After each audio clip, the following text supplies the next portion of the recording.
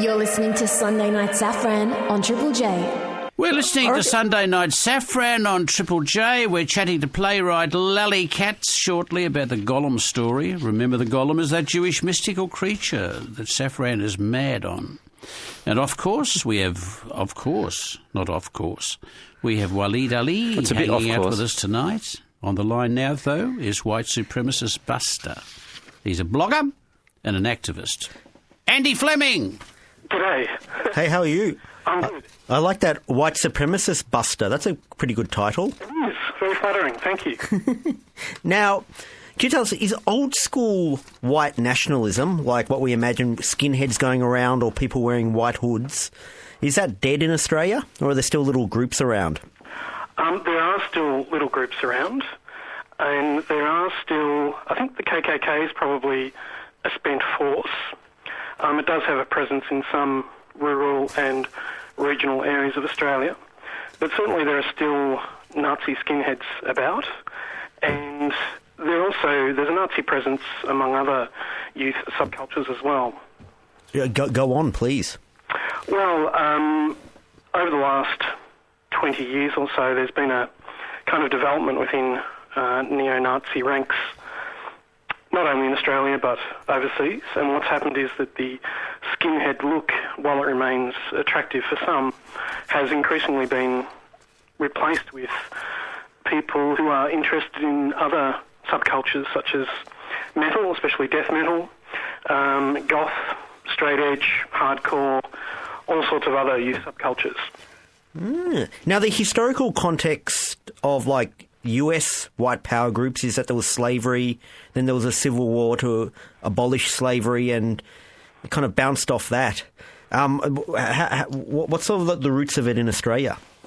Well, in Australia, I think what's being responded to is slightly different in the sense that for most of its history, the modern state had a formal policy of keeping Australia white, and that only began to be dismantled following the end of the Second World War.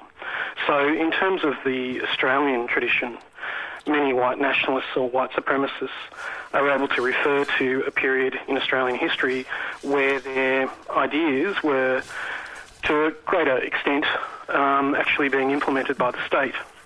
Except it's sort of not true, though, isn't it? Because even though we had a white Australia policy, we always had big Chinese populations, for instance, right through the gold rush and from the beginning of the Federation. Well, I'm not sure how large those populations were. They were fairly small, but in terms of the white nationalist tradition, they would actually point to anti-Chinese pogroms on the goldfields as representing the expression of an authentically Australian sensibility with regards the composition, the ethnic and racial composition of Australia. So, I mean, they are aware of that history, and they would regard it as being actually an example of where white Australians were able to organise to resist importation of foreign labour into the market. And is it all tied in with Australian nationalism, or for some of them is it about being white European and having white European roots, and it's much more racial than national? Well, there's a division of opinion, I suppose. For some, white Australia and Australian nationalism is at the centre of their politics. For others, they espouse a kind of a broader outlook, I suppose, and think of the white race in global terms, in terms of Western civilisation. And that's what they're trying to defend. They just happen to be living in Australia, so that's their, I guess, arena of conflict or combat. So they're kind of cosmopolitan racists. Some are. They are, indeed, yeah. And are they informed by what's going on in America at the moment? Like, do they go on the internet and see what the white racialist groups are doing there and then sort of trying to apply it here, and even if it doesn't quite fit? Yeah, absolutely. I mean, one of the central sites is a site called Stormfront, which has a dedicated section for activists from Australia and New Zealand. But since actually white nationalists in the US and elsewhere were pioneering their efforts to utilise the internet to communicate with one another on a global scale, so partly that was due to the fact that many other avenues of communication were closed to them. And also, in addition to that, there's actual groups, organising models that were established in the US and the UK that have local branches here. So there's indirect and informal links, and very direct and formal links between Australian groups and those overseas. And in the olden days, I'm not going to quite define when the olden days were, 'cause I don't know. But did the white nationalists in Australia, did they look to Britain and go, oh, they're our heritage, they're our brothers, or were they like, oh no, we've separated from Britain and we're independent, and so that there wasn't this sort of love of Britain? Yeah, I mean, again, in the contemporary white nationalist movement, there's a difference of opinion, but probably the most striking example of the kind of group that would fit with that ideology would be something like the Australian League of Rights, which continues to exist and has organised for the past, I think, 50 years or so, being established by an ex-soldier named Eric Butler, who died only a couple of years ago. But they were very strong on the virtues of God, Queen and country, and explicitly justified their racism in reference to the British Empire. Actually, Andy, that reminds me of a question.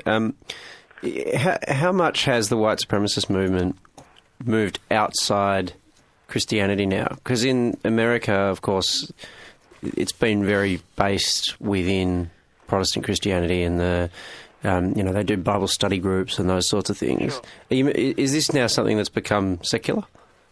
To some extent it has, certainly. Or in addition, there's been the re-emergence of other religious traditions, paganism, Nordic belief systems, or one of the more, I guess, striking examples is in the States in the last few decades they developed a movement called creativity, which is based on a Bible that was written by a guy called Ben Klassen, whose other claim to fame was having invented the electric can opener, I think it was. He made his fortune with that, but he also wrote a Bible called the White Man's Bible. And is he from America? Yeah. Well, he's dead now. He died some years ago, but he established this religion, and he argues that the proper subject of veneration for white people is the white race. So, which is quite distinct from, obviously, Christian and other religious beliefs. So there's all sorts of ideas about religion, the place of God, Christianity within the movement, and there's divisions of opinion. So is it a version of Christianity, or is it like a split where they reject Christianity? Creativity is not a version of Christianity. It explicitly rejects Christianity, but there are also other doctrines, usually referred to under the umbrella term of Christian identity, which argue that the white race is actually one of the lost tribes of Israel. And so, in a sense, they're displacing Jews from the story of, they're assuming this kind of identity as being God's chosen people.